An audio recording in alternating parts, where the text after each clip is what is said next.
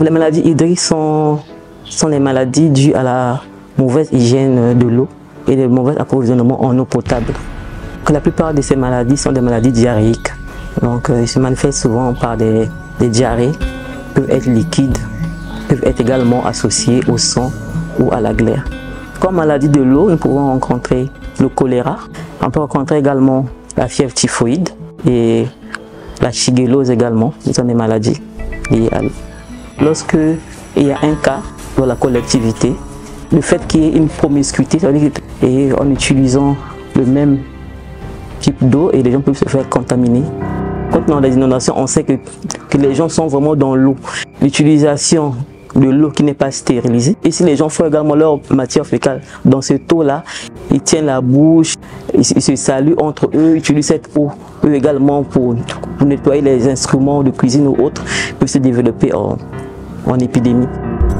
Le problème, c'est quand on est en situation d'inondation, c'est vraiment prendre des mesures propices pour la qualité de l'eau de boisson et de l'eau qu'on utilise pour le ménage. En 2022, au moins 1,7 milliard de personnes dans le monde utilisaient une source d'eau contaminée par des matières fécales. Ceci constitue le plus grand risque pour la salubrité de l'eau potable. Nous sommes tous concernés par la lutte pour un accès suffisant, continu, sûr, acceptable et abordable à de l'eau pour un usage personnel et domestique. Les familles doivent renforcer l'utilisation de la moustiquaire pour éviter les piqûres de moustiques et une augmentation du paludisme.